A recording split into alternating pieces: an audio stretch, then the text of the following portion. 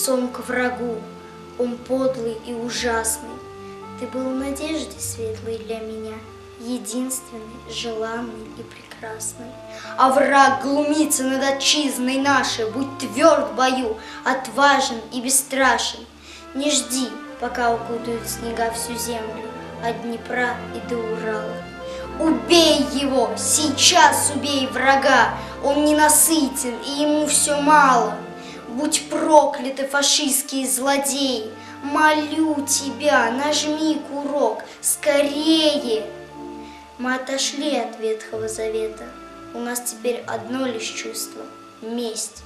Он мертв уже, благодарю за это, я от тебя лишь эту жажду весть.